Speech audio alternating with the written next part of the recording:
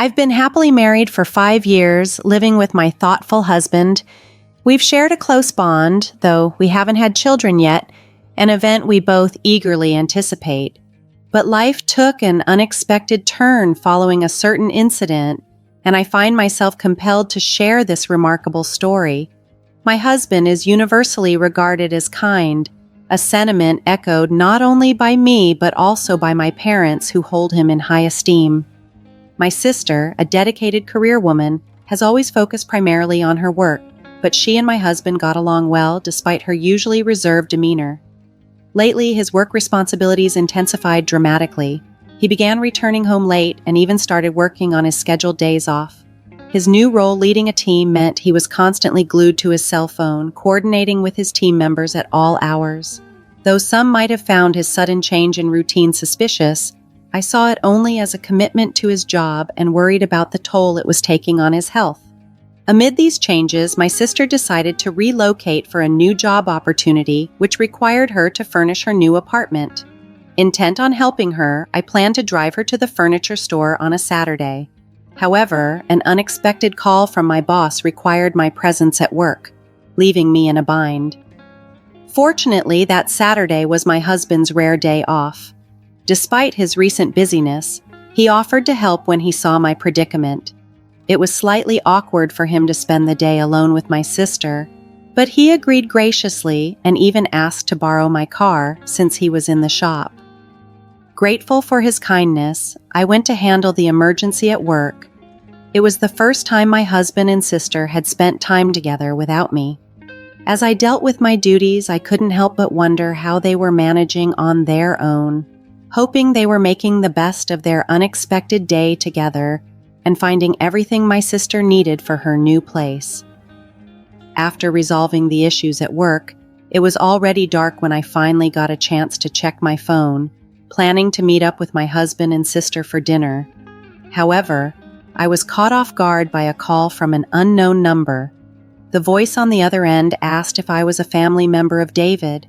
Confused, I responded affirmatively, identifying myself as his wife.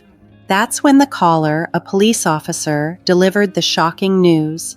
My husband had been in a car accident, and both he and his passenger, my sister, were unconscious.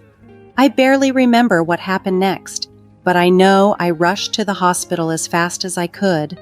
At the emergency department, I gave my name and was quickly escorted to the intensive care unit. Through the glass, I could see my husband surrounded by machines, his body covered in bandages. My heart sank as I stood there, worried about what the future held for him. Later that night, my mother arrived from her home far away to support us through this ordeal. As we waited anxiously, a police officer provided more details about the accident. He explained that David had been driving on a road with good visibility when another car, which had run a red light, struck his. The driver of that car was also seriously injured and was receiving treatment in the same hospital. However, this driver claimed that David's car had been behaving erratically before the crash, leading the police to investigate whether David might have fallen asleep at the wheel. After a tense few days, both my husband and sister regained consciousness, and the doctors conducted several tests. When my mother and I were called in for the results, the doctors shared some difficult news. While they assured us that David and my sister would survive, they warned that both might suffer lasting disabilities. Despite this grim prognosis, my mother and I were relieved that they were alive. We clung to the hope that with rehabilitation, they might recover to some degree. Choosing to focus on the positive, my mother and I didn't share the potential long-term impacts of their injuries with them. Instead, we surrounded them with encouragement and care, hopeful for their recovery and grateful for their survival. My mother took on the role of caring for my sister while I dedicated myself to looking after my husband. In the early days following the accident, he was visibly shaken, struggling both emotionally and physically. He was deeply troubled, not just by his condition, but by the impact the accident had on us all. As time passed, the man who had always been so gentle and kind began to show signs of change. Frustration seemed to take hold of him, particularly with his impaired mobility, the ongoing medical treatments, and the reality of having to leave his job, all of which seemed to weigh heavily on his mind. Despite his growing irritability, I continued to visit him at the hospital regularly, determined to offer my support. During one of these visits, a police detective approached me with new information about the accident. He explained that there had been a leak in the brake oil of my car, which likely contributed to the erratic behavior of the vehicle before the crash. This revelation suggested that an accident was perhaps inevitable, either for me or someone else. Additionally, I learned that the woman who had crashed into us was also suffering. Her mother approached me to apologize, marking our first encounter since the incident. As days turned into weeks, my husband's frustration seemed to escalate. He grew increasingly resentful of my mobility and independence, angered by the contrast between our situations. His frustration often manifested in demanding behavior and outbursts of anger when I was unable to meet his needs as quickly or as fully as he wanted. Objects were thrown and harsh words were exchanged. He would even lash out over minor issues, like my decision to step out to buy lunch. The demands and complaints grew more frequent and intense. I empathized deeply with his pain and frustration, but the reality of our situation required me to balance my time between supporting him and fulfilling my responsibilities. I had to work to support us financially, communicate with the police to stay updated on the investigation, and coordinate with the hospital regarding his care. Despite the challenges and his occasional outbursts, I remained committed to supporting him through his recovery, hoping that with time, patience, and care, we could find a way to navigate this difficult period together. I barely had a moment to myself anymore. My husband's demeanor had become increasingly difficult to manage, and I felt cornered by the escalating tensions. Similarly, my sister was grappling with her frustrations, and our mother was visibly worn out from the strain. I learned that my sister was placing even heavier demands on our mother, who was already stretched thin from not working and caring for us both.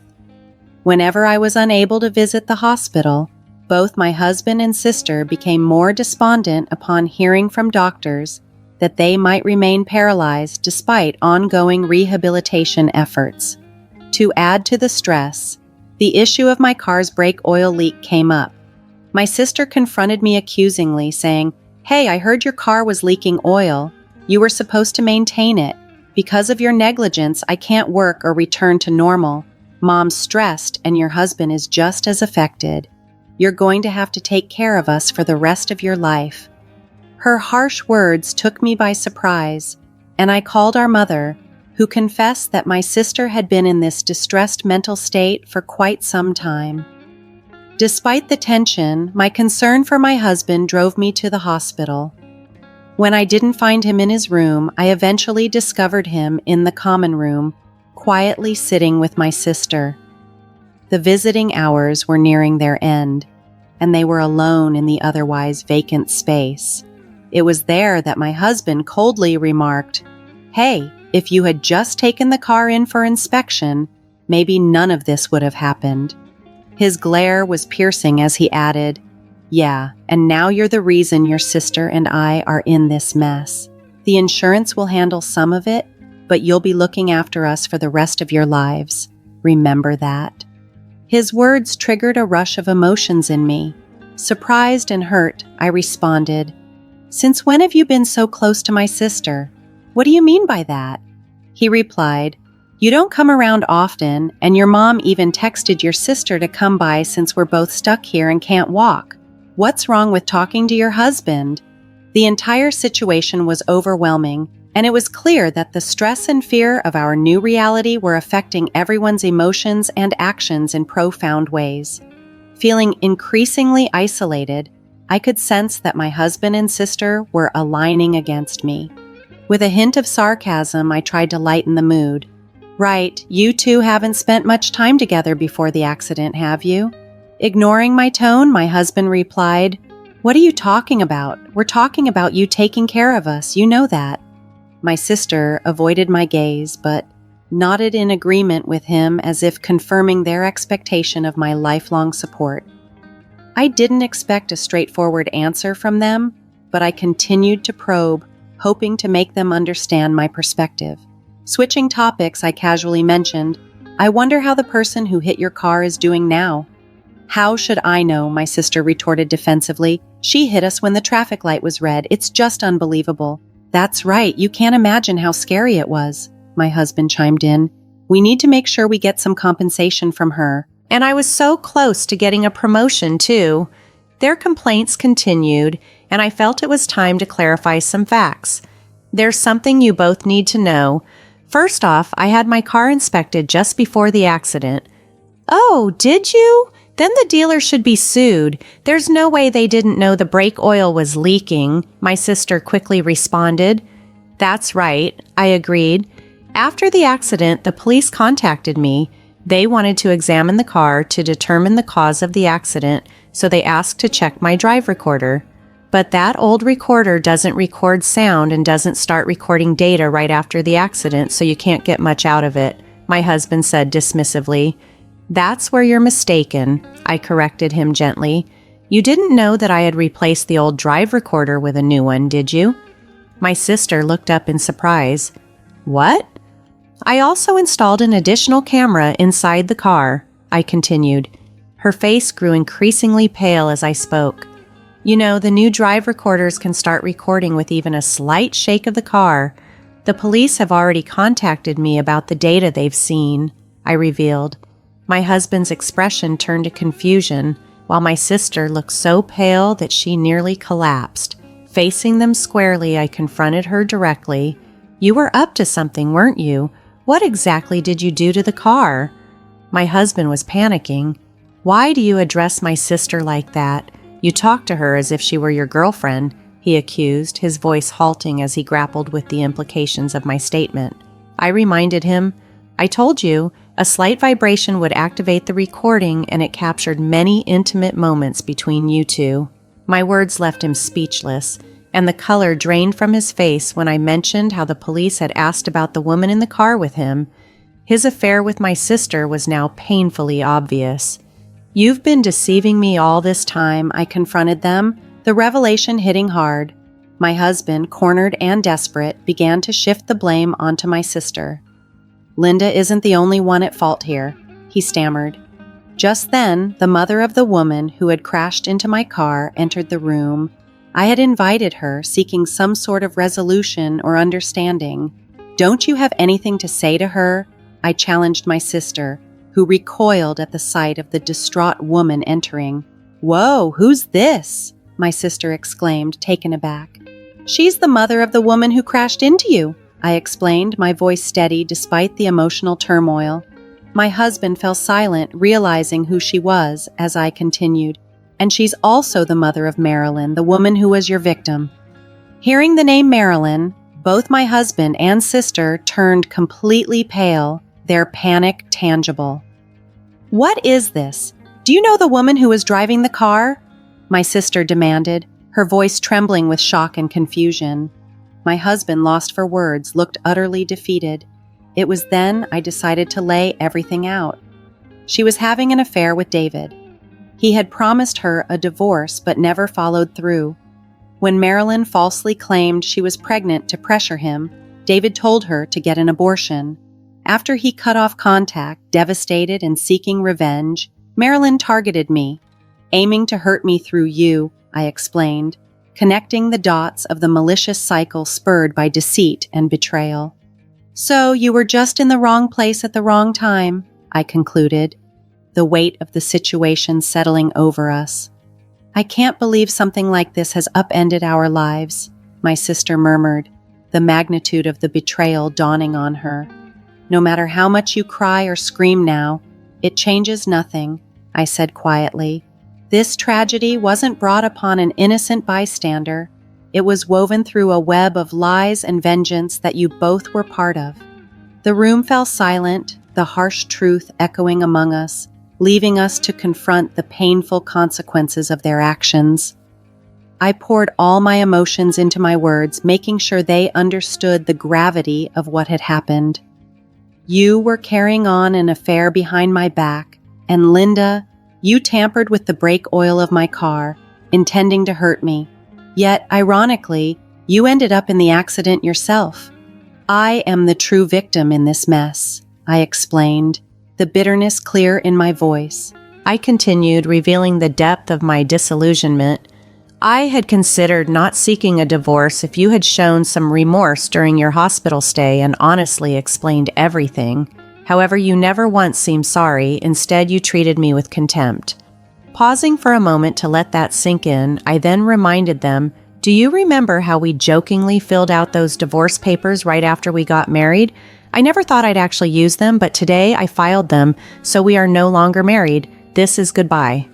With that, I left the dark, quiet hospital, feeling a profound sense of liberation. Expressing all the pent-up resentment had freed me in a way I hadn't anticipated. However, the aftermath of this revelation was not without its consequences. My mother was deeply shocked by the entire ordeal. The betrayal by my sister pained her, and the realization that she would now have to care for her physically disabled daughter alone was overwhelming. While I had severed my ties with David and Linda, I couldn't bear to leave my mother to handle everything on her own.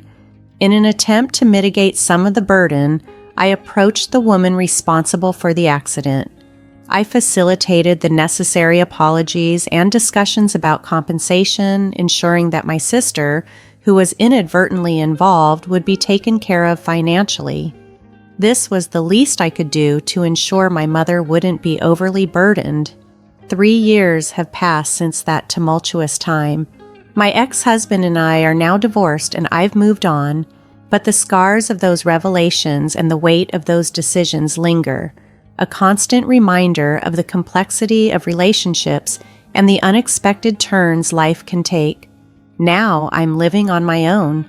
Back when David and I were married, we were viewed as a close couple, so our divorce came as a shock to my coworkers.